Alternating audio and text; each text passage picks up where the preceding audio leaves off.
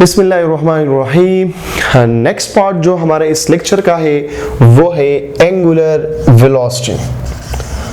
Last part में हमने पढ़ा है एंगुलर डिस्प्लेसमेंट। जिस तरह हमने थर्ड नंबर चैप्टर में पढ़ा था डिस्प्लेसमेंट, उस तरह हमने पढ़ा एंगुलर डिस्प्लेसमेंट, फिर हमने पढ़ा है वेलोसिटी, इसी तरह हम पढ़ते हैं एंगुलर वेलोसिटी।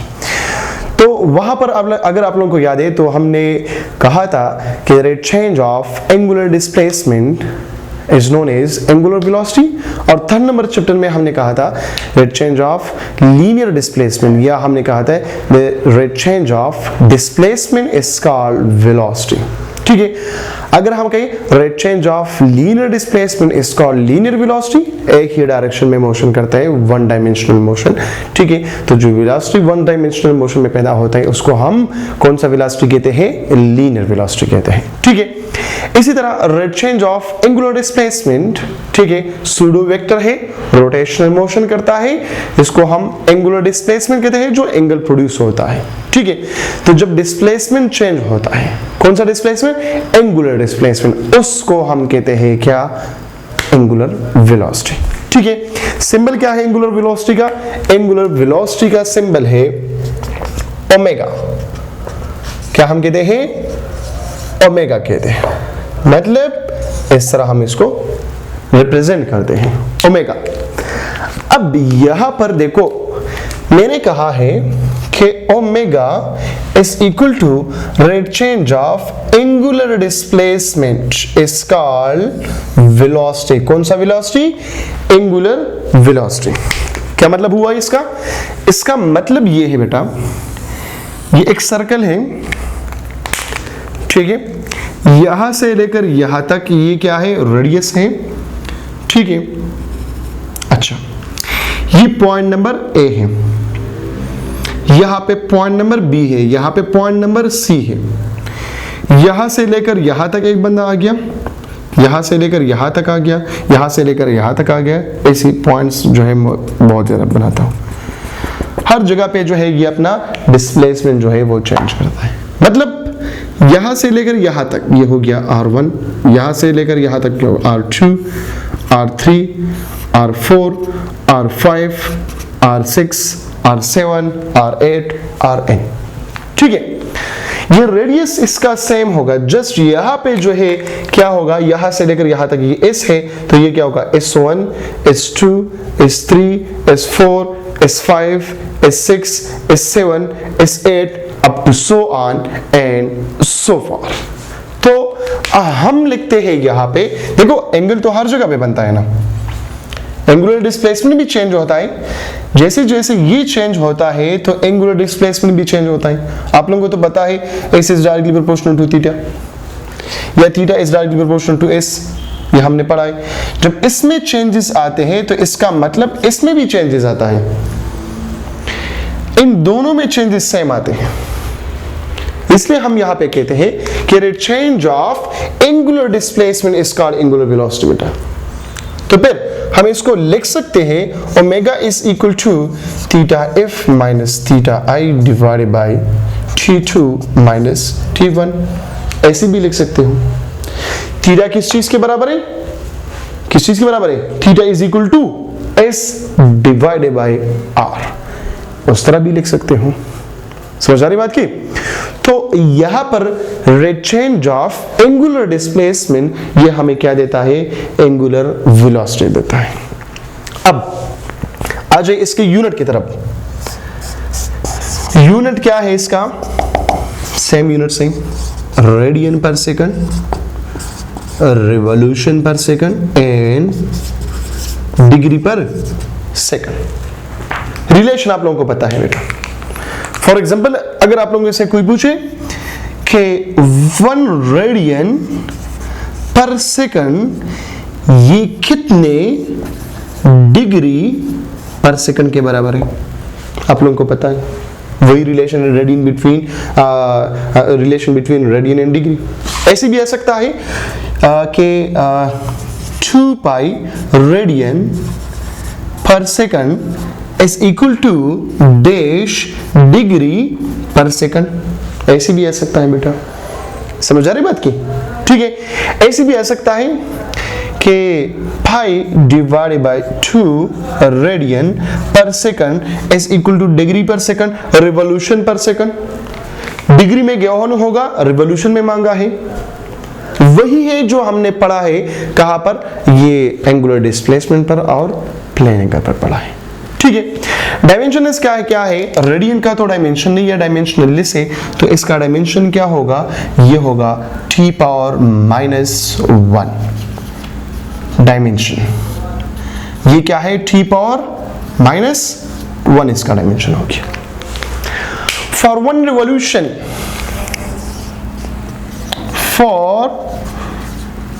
रिवॉल्यूशन, ओमेगा किस चीज के बराबर है, देखो ओमेगा हमने पढ़ा है delta theta divide by del t, तो यहां पे चेंजेस आता है, या हम कहते हैं थीटा डिवाइड बाय टी।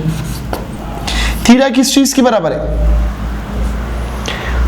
एक रिवॉल्यूशन के लिए यहां से लेकर यहां तक रिवॉल्यूशन जिसका स्टार्टिंग पॉइंट और एंडिंग पॉइंट क्या हो, सेम हो। रिवॉल्यूशन ए वन कंप्लीट रिवॉल्यूशन, तो वो आप लोगों को पता है किस चीज के बराबर है, 2 पाई रेडियन के बराबर है। किस चीज के बराबर है, 2 पाई रेडियन के बराबर है।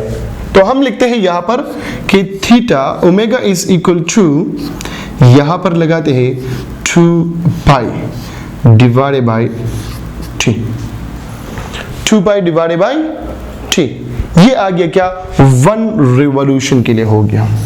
2 रिवॉल्यूशन के लिए क्या होगा, 3 के लिए क्या होगा, 4 के लिए क्या होगा, तो हम जनरल फॉर्म लिखते हैं ओमेगा इज इक्वल टू, यहां पर n लगाओ, n किस चीज के लिए, ठीक है मैं बताता हूं, और यहां पर भी n लगाओ, 2 pi divided by T. n क्या है, नंबर ऑफ रिवॉल्यूशन शो करता है यहाँ पे। 1 रिवॉल्यूशन है तो 2 पाई, 2 रिवॉल्यूशन है तो फिर क्या होगा, 3 रिवॉल्यूशन है तो फिर क्या होगा, 4 है, 5 है, 6 है, 7 है। जैसे यहाँ पे मैंने कहा है कि रिवॉल्यूशन पर सेकंड लेना, तो बिल्कुल एग्जैक्टली यहाँ पर बना ले, डिग्री पर सेकंड है ना, तो ऐसे जो है अपने लिए बना ले। ठीक है, तो ये हो गया फॉर 1 रिवॉल्यूशन। अब relation between angular frequency and linear frequency.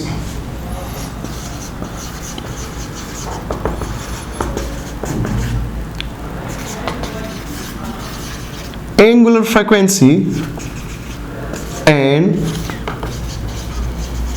linear frequency.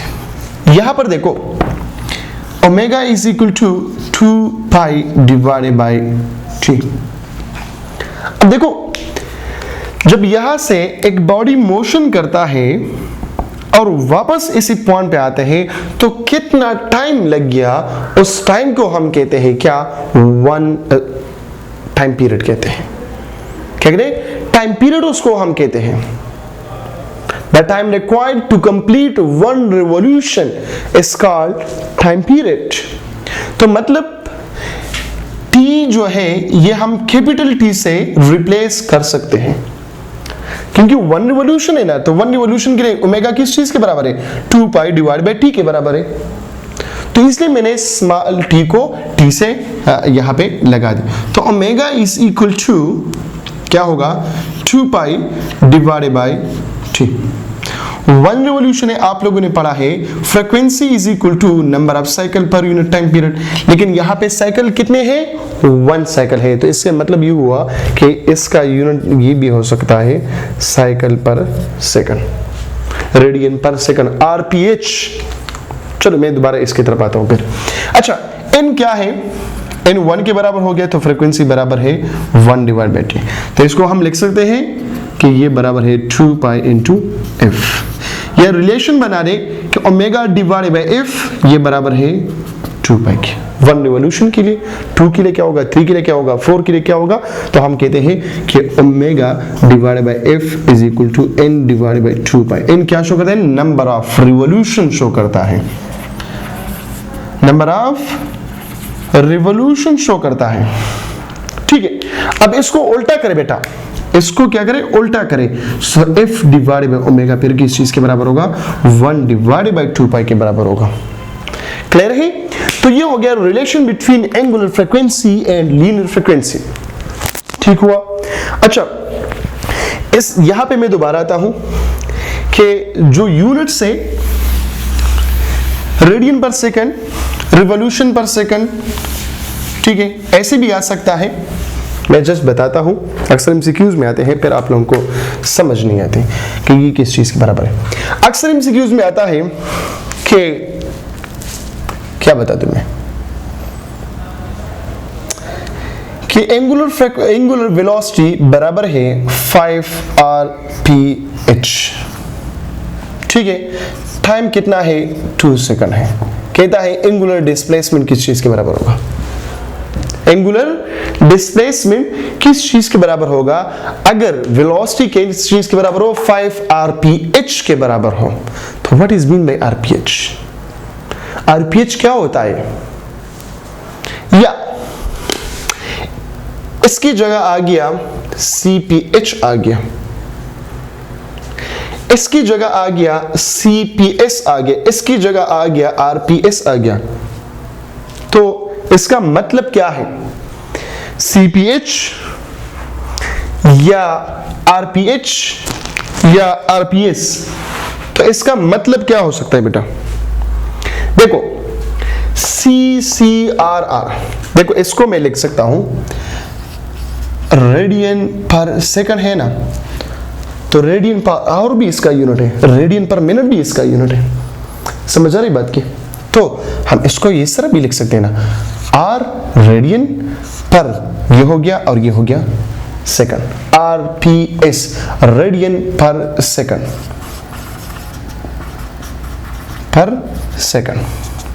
RPH radian per hour, RPM radian per minute, CPS cycle per second, CPM cycle per minute, CPH cycle per hour. तो इसमें जो है अपने आप को confuse ना करें, ठीक है। तो ये हो गया इसके यूनिट्स और इसके डायमेंशन हो गया, और ये रिलेशन हो गया इस चीज का between angular frequency and linear frequency. अब आ जाए किसकी तरफ? Relation between linear velocity and angular velocity, कि इसके दरमियान रिलेशनशिप क्या है, फिर हम आगे की तरफ मूव होंगे, ठीक है। Relation between angular velocity and linear velocity, ये क्या है? आप लोगों को पता है बेटा कि S is equal to r theta के बराबर है। लास्ट पार्ट में मैंने इसको एक्सप्लेन किया था एंगुलर डिस्प्लेसमेंट में, relation between angular displacement and linear displacement. तो इसका मतलब यह है कि जब इसमें चेंजेस आते हैं, इसका मतलब क्या है कि इसमें चेंजेस आता है। जब एंगुलर डिस्प्लेसमेंट चेंज होता है तो जब लीनियर डिस्प्लेसमेंट चेंज होता है तो एंगुलर डिस्प्लेसमेंट भी चेंज होगा। दोनों साइड जो है, अब ये तो कांस्टेंट है, ठीक है, ये तो चेंज नहीं होता। तो फिर हम कहते हैं कि dividing both side by delta T, कुछ फर्क तो नहीं पड़ता। जब फर्क नहीं पड़ता तो हम कहते हैं delta s divide by delta t is equal to r delta theta divide by delta t. ये बराबर हो गया v, ये बराबर हो गया r, ये बराबर हो गया ओमेगा, r ओमेगा, ठीक है। तो इस इक्वेशन को हम लिख सकते हैं v is equal to 2 pi divide by t into r for one revolution. इसको हम लिख सकते हैं v is equal to 2 pi f into r भी लिख सकते हैं। तो इसका मतलब क्या हुआ, यहाँ पे हमें शो होता है कि ये डायरेक्टली प्रोपोर्शनल है, ये इनवर्सली प्रोपोर्शनल है टाइम पीरियड के साथ, ये डायरेक्टली प्रोपोर्शनल है f के साथ। समझ आ रही बात की? तो ये हो गया relation between v and omega. अब इसका वेक्टर फॉर्म क्या होगा? वेक्टर फॉर्म लिखे इसका, वेक्टर फॉर्म। तो वेक्टर फॉर्म इसका क्या है कि ओमेगा ये बराबर है किस चीज के, ये v ये बराबर है ओमेगा मल्टीप्लाई बाई r। एक बात जहन में याद रखें, लास्ट लेक्चर में लास्ट पार्ट में मुझसे भूल गया था, ठीक है, मुझे याद नहीं था। यहां पर क्या है, ये v ये परपेंडिकुलर है ओमेगा के साथ भी और ये v परपेंडिकुलर है r के साथ भी। आप लोगों ने तो पढ़ा है ना, a इज इक्वल, चलो इस तरह करें कि a vector is equal to b cross c या a cross b is equal to c vector, और हमने कहा था कि ये c वेक्टर दोनों के साथ जो है परपेंडिकुलर है, तो यहां पे मैं कहता हूं a वेक्टर दोनों के साथ क्या है, परपेंडिकुलर है, ठीक है। कब मैक्सिमम होगा, कब मिनिमम होगा, कौन से केसेस है, वो आप लोगों को पता है। अब एक नए पॉइंट की तरफ आ जाए, ये ओमेगा जो है ये हमें क्या शो होता है, क्या शो करता है, इसका मतलब क्या है, ठीक है, इसका मतलब क्या है, सेंस ऑफ रोटेशन ये शो करता है। Omega shows the sense of rotation, क्या मतलब है इसका, ठीक है। इसका मतलब यह है कि जब एंगुलर डिस्प्लेसमेंट ज्यादा होता है तो ये ज्यादा होगा, वो कम होता है ये कम होगा। इंक्रीजिंग स्पीड डिक्रीजिंग स्पीड पर ये डिपेंड नहीं करता। Omega does not depend on increasing speed और डिक्रीजिंग स्पीड। अगर एंगुलर वेलोसिटी, एंगुलर डिस्प्लेसमेंट ज्यादा हो रहा है या कम हो रहा है, ठीक है, तो इसके क्या है, ओमेगा पे कुछ असर नहीं पड़ता। ओमेगा कब चेंज होगा, ओमेगा ओनली चेंज जब ये पहली दफा क्या हो जाए, क्लॉकवाइज हो जाए या फिर एंटी क्लॉकवाइज हो जाए। तो मतलब क्या है, v is equal to r omega into n unit vector. इसको मैंने लिख दिया ये वाला v is equal to omega vector multiply by r vector, तो मैंने इसको लिख दिया v vector is equal to r omega into n unit vector.